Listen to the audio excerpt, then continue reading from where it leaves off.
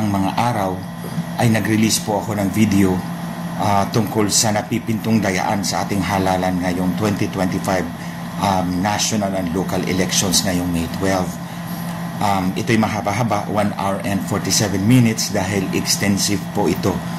Nandun po ang lahat ng ebidensyang nakalap ko sa pandaraya ng COMELEC at Smartmatic mula noong 2010, 2013, 2016, 2019, and 2022 general elections. May mga nagtatanong po kung bakit ngayon ko lang po ito ni-release. Ito po ang sagot ko po sa inyo. Actually, pagkatapos ng halalan, 2010, 2013, 2016, 2019, and 2022, nilalabas ko po itong mga ebidensya na to.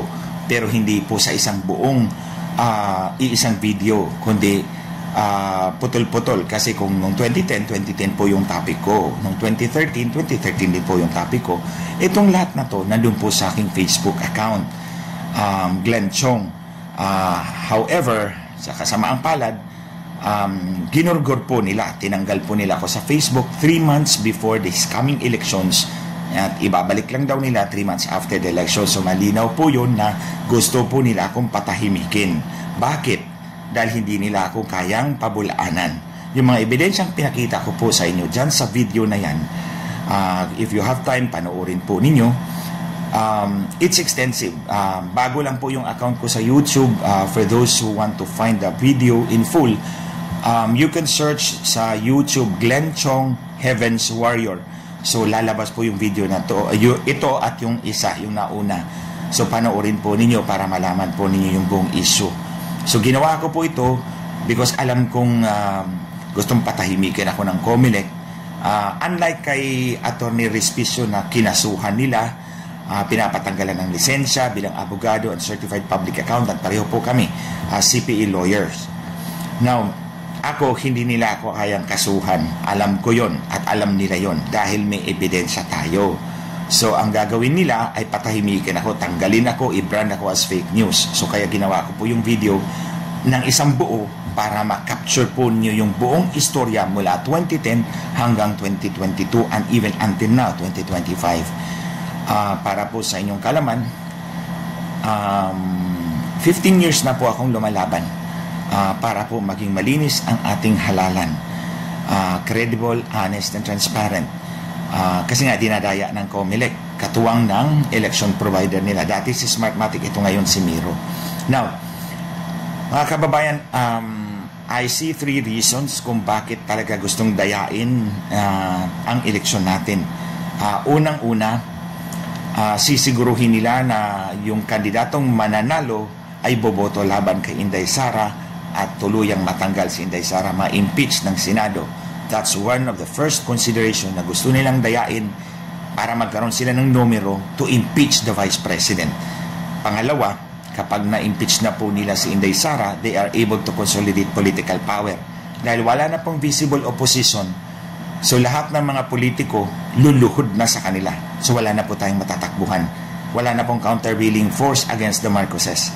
So parang dictatorship na yan. Ang pangatlo, because they have everything in their control, under their control, babaguhin nila ang konstitusyon ayon sa kanilang selfish interest, sa kanilang masamang balak.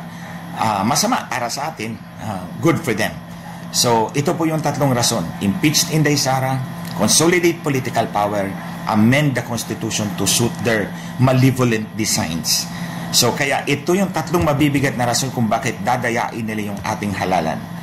And I stand ready to defend my accusations. Itong mga dokumentong pinakita ko sa inyo sa video na yan, 1 hour and 47 minutes, alam kong hindi masasagot ng COMELEC. In fact, nung lumabas si Attorney Respicio, agad-agad nag-react ng COMELEC, kakasuhan namin yan. O papanagutin namin yan. Ito, ilang araw nang lumabas yung video, wala tayong narinig sa COMELEC. Dahil hindi nila kayang pabulaanan ng mga ebidensya na yan.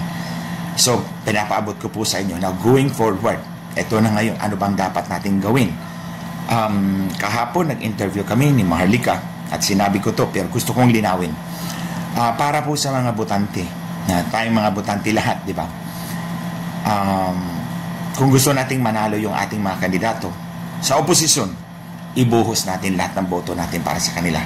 So ibuhos natin, block voting tayo. Ibuhos natin lahat ng boto para sa PDP senatorial candidates para mahirap nilang dayain. Kasi nga, tulad kay President Duterte, pilit nilang dayain pero dahil sa pagbuhos ng boto para sa kanya, hindi kinaya. So that's one. Pero on the day of the election, sa bawat mga botante, ang payo ko po sa inyo ay magdala po kayo ng listahan na mga kandidatong iboboto po ninyo. Then pag lunok po ng balota ng vote automated cheating machine ni George Garcia, lalabas yung resibo. So ikukumpara po ninyo yung listahan ninyo tsaka yung resibo. Kung magkatugma, kung ang binoto ninyo ay siyang lumabas doon sa resibo. Kapag hindi po, kumuha po kayo ng picture. Sabihin nyo po sa teacher na nagbabantay dyan sa makina, evidentiary matter to, hindi nagtugma yung aking binoto dito sa resibo. So kunan nyo ng picture at mag-file kayo ng complaint sa electoral board. Tapos meron kayong kopya doon sa inyong complaint. Picturean nyo, kumuha kayo ng kopya, and then ipadala nyo po kay Maharlika o dito sa akin. Magse-set up po ako ng email address kung saan po ninyo ipapadala yung ebidensya at kami na po ang bahalang ipaglaban ang boto ninyo. Pero kung sakaling nagtugma naman, huwag nyo ng picturean. Okay? Huwag nyo ng picturean kasi wala naman kayong ebidensya na gagamitin para mag-complain kasi nagtugma yung inyong kudigo at yung inyong voter receipt. Kapag nagtugma, huwag na kayong mag-take ng picture. Mag-take lamang kayo ng picture kapag ang inyong kudigo at ang inyong voter receipt ay hindi nagtugma. At pagkuha nyo ng picture, yun ang ipakikita nyong ebidensya doon sa electoral board. Pumunta kayo doon sa mga teachers na malapit sa pintuan at mag-file kayo ng complaint. Tapos kunan nyo ng picture, padala nyo kay Maharlika o sa akin para kami na ang mag-ingay para sa inyo. Now, para naman sa ating mga kandidato, tingnan nyo ng maigi yung video na yon, pag-aralan nyo. Pagkatapos ng halalan, kumuha po kayo ng certified true copy, certified true copy. Papirmahan nyo po yan sa election officer ng inyong munisipyo. Yung audit log. Ang audit log, ito po yung listahan ng lahat ng transaksyon na nangyari sa loob ng automated cheating machine ni George Garcia. Yung makina, meron niyang record sa lahat ng balotang pumasok, lahat ng transmission attempts, lahat ng ginawa ng makina, nakarecord yan. Kumuha po kayo ng certified true copy ng audit log or its equivalent. And then, papirmahan nyo po yan, certified true copy. Pagkatapos, kumuha din po kayo ng kopya ng parehong record doon sa canvassing system o server na nandoon sa munisipyo. Kasi, yung makina, nagtatransmit yan doon sa munisipyo, sa laptop. So, parehong may record yan. Kunin nyo yung record na yan. Ang pangalan doon sa makina is audit log or its equivalent. Andito naman sa server, sa munisipyo, sa Municipal Board of Canvassers, print log or its equivalent. So pareho yan, kunin nyo yan, ipa-certify nyo as certified true copy sa Municipal Election Officer at sabihin nyo, public document ito. May karapatan kaming humingi ng kopya nito because we are stakeholders, kandidato kami. So pagkatapos, ipadala nyo rin either kay Maharlika or sa akin sa email niya o sa akin. I will post an email address kung saan nyo ipapadala para ma-analyze po natin at mahuli po natin ang kanilang dayaan. Hindi na po pwede na patuloy ng dayain ang ating eleksyon. Tutuldukan natin yan ngayon kasi kung hindi natin mapigilan ang dayaan nila, tuluyan nilang ma-impeach Inday Sara, tuluyan nilang ma-consolidate ang political power sa buong bansa at tuluyan nilang aaminin ang Constitution to serve their own selfish interest.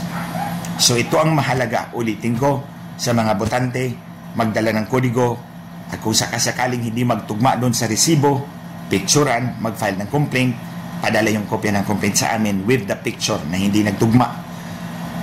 Para sa mga kandidato, kumuha po kayo ng certified true copy ng audit log ng voting machine at print log ng Municipal Board of Canvasser server para itugma po natin yan at doon po natin makikita yung mga milagro sa transmission.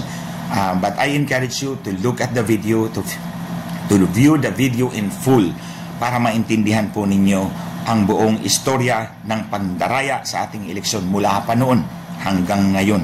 Tuldukan na po natin ito mga kababayan because this is an existential threat for you and for me. Tayong lahat ang kawawa.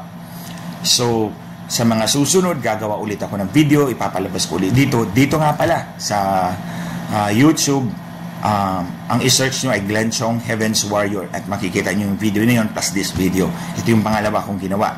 Ipakalat po natin para mas marami po sa ating mga kababayan na makakapanood at maliwanagan so that we will all be united in fighting election fraud. Tuldukan natin to para maging malaya po ang ating mga kababayan. Tayong lahat. Again, the power to change our destiny lies in our own hands. If we choose wisely, we will reap the benefits of a good choice. Lahat tayo mabibiyayaan. Pero, kung dadayain yung eleksyon natin, lahat tayo talo. So, dito lang po muna mga kababayan. Maraming salamat po sa inyong patuloy na pagsubaybay.